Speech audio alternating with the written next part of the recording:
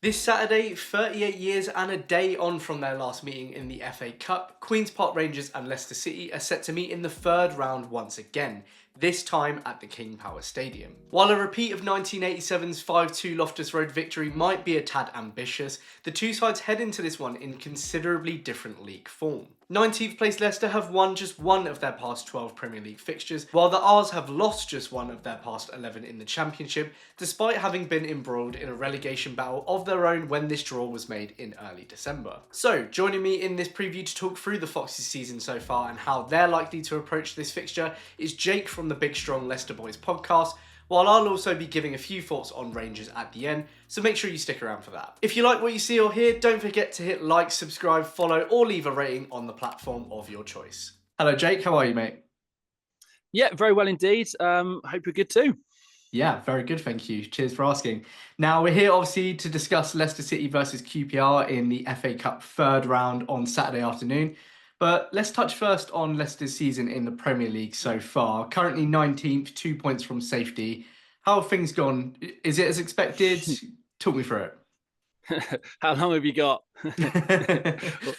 Well, how much do you want to hear? No, I mean, look, I suppose like most clubs always think that there's huge amounts going on, and that is definitely always the case with Leicester, even when things appear to be going well, but things aren't going particularly well, and still lots of things are happening. So we always knew it was going to be tough this year, and it's probably proving to be probably as tough as what we thought. I think the frustrations are with the club and the way we operate in terms of we've had two managers since we played you guys last season. The recruitment still isn't very good, and we find ourselves fast approaching the middle of January still with no realistic expectations of any signings, and big rumours once again about PSR whacking us in the face in the coming weeks. So everything's going on, to be honest, mate.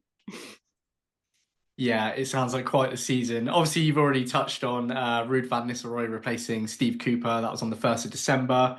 The Foxes enjoyed a brief respite with a 3-1 home win over West Ham, 2-2 home draw with Brighton. But then things have taken a bit of a turn again in the league, 5 consecutive defeats. So how much did you agree with Cooper's sacking, and have things improved under Van Nistelrooy despite that lack of form? There's two sides to it. Yes, I agreed with the sacking, and I think everyone did.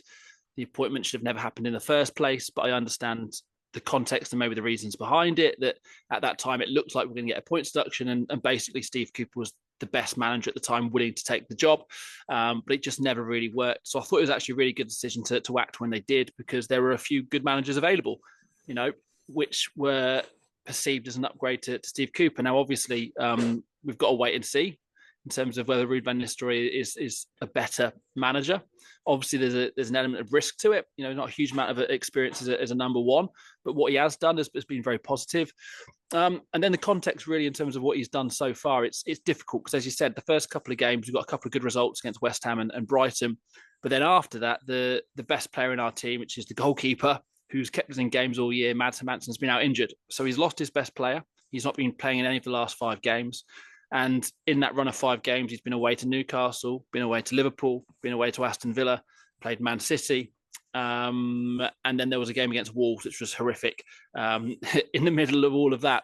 So it's really difficult, basically, what I'm trying to say in terms of judging him right now. I think the plan was always to get to January and see if he can open his black book of contacts and get in some players. But it looks like those players aren't going to be forthcoming, and we won't lie, in terms of the league this season, we're beginning to fear the worst.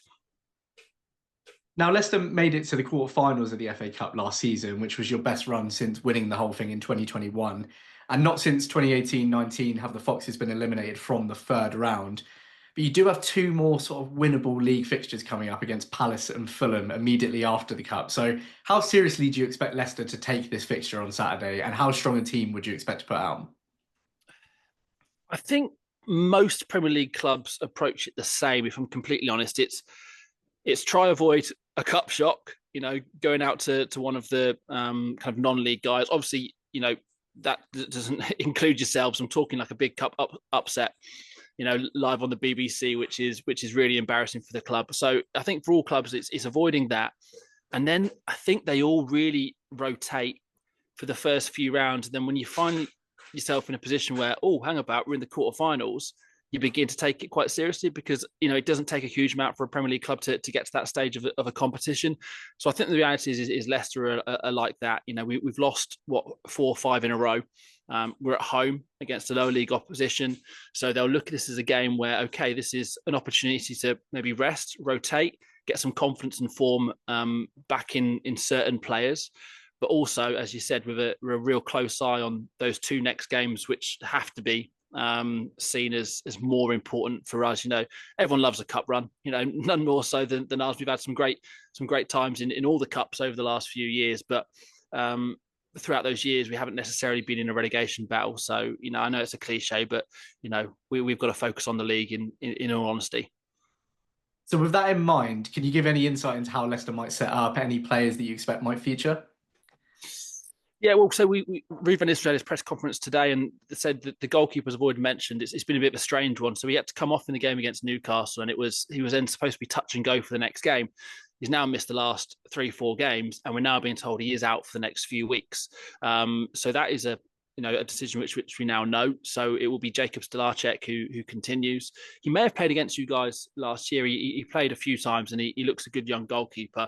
I would suspect that Vardy will be rested as a 38-year-old. Well, I think it might be in a couple of days. Actually, he's 38, so he won't play. Is my gut feeling. But the situation that we have is we haven't got a huge squad, so it will be a pretty strong team. Is what I'd imagine, particularly in the forward areas. You'd think that Patson Daka would play, and then the wingers kind of pick themselves. That it'll probably be Jordan Ayew and Steffi Mavididi. He may well bring in Bobby Dicord over Reed. Oliver Skip has struggled for minutes in the last few weeks and could probably do some game time. So he could well come in for a start. The defence has been an absolute horror show all year. And Ruud van Nistelrooy has come in and changed that. So he's been playing Cody with Vestergaard as opposed to what Cooper was playing, which was Fez and Akoli.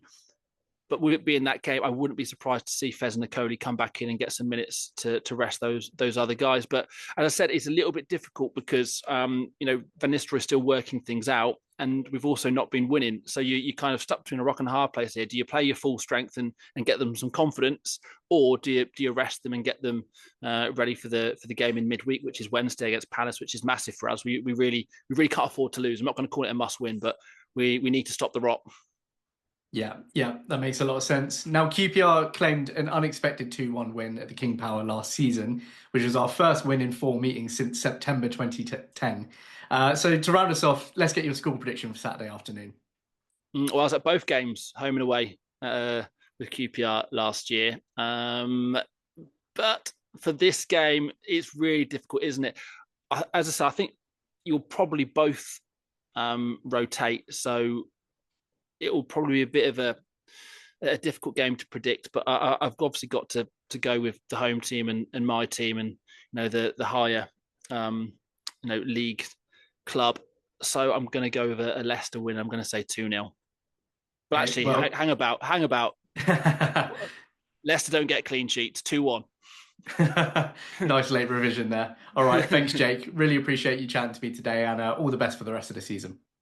And likewise, thank you very much. Big thanks to Jake once again for joining me for this one, and do check out the Big Strong Leicester Boys podcast via the link in the description below. So, Leicester are having a tough time of it this season. They've got some important league fixtures coming up that you'd imagine they're going to prioritise, and they're likely to rest their better players. On paper, if you're going to draw a Premier League team away from home in this competition, you really couldn't ask for much more. The trouble is, as the club with the most third round eliminations in the entire FA Cup, we've got more to grapple with than just Premier League opposition. And as Jake quite rightly said, Ruud van Nistelrooy will also see this as an opportunity for the Foxes to build up some confidence ahead of Palace and Fulham, both matches they must target to win. QPR have built plenty of confidence of their own during this amazing run over the past month, so how we get on in this one is really going to depend on how much Marty decides to rotate his own side. He put out a surprisingly strong team in last year's third round 3-2 home loss to Bournemouth, with 7 of the first team remaining unchanged from our previous league fixture with Cardiff, despite Rangers being in the midst of a relegation battle then, but that was off the back of a 2-1 loss and during a run of 6 without a win, so the context was very different. I do of course understand making some changes for this one with how killer this season has been for injuries, and there are a few that will definitely benefit from a rest, but I just really hope, especially with over 4,000 Rangers fans making the trip, that we don't completely throw it. One, because we've put a sizable gap between ourselves and the relegation zone, so why not go for it? 2, because we'd actually only lost 1 of our first 5 fixtures this season until we rotated heavily against Palace in the Cup, a loss that would trigger a run of 12 matches without a win. And 3, because if we really go for it, I think we do have a really good chance in this one. That Palace point might seem a little superstitious, and this squad is in a very different place now to what it was back then, but winning is a habit, and I'd hate to see us prioritise the league once again, only to then lose away to Argyle the following weekend. It's all about momentum. To be fair though, while I'm expecting some changes, like Leicester, we don't really have the biggest squad in the world, and so in some positions I imagine that will prevent us from rotating, like left back for example. This is my guess at the sort of team that Marty could put out. Walsh, Jake Clark-Salter and Edwards coming in to allow rests for Nardi, Fox and Dunn. In the middle, I reckon Morgan is probably the one who gets rested, which is a shame because I think he's actually becoming really critical to how well we perform in games. That probably means Jack Colback comes in to get his minutes up, though I do think Marty will go with Varane and Field either side because I don't think he would dare to start Anderson or Madsen after their recent appearances, though one or both will likely get some minutes from the bench. Up top, I reckon we'll probably see Saito slot in on the right as he did as a sub for Smith against Watford. Collie comes in for Frey, and for some reason I just feel like Chair starts this one on the left. So that would be a roughly 50-50 swap overall, though I'd be very pleased to see us go stronger. I wouldn't like to see us go any weaker than that because then I think we will be adding to that horrendous record. Anyway, to round us off score prediction time, I'm going to go with a 1-1 away draw, and of course replays have been scrapped, so I'm going to go QPR to win on pens. Thank you so much for watching and listening as usual. Do let me know your own score predictions and thoughts ahead of this one in the comments below. How strong do you think we should go with the team? I'd love to hear your thoughts, and hopefully I'll catch you next time for my Leicester City match reaction. Come on you Oz.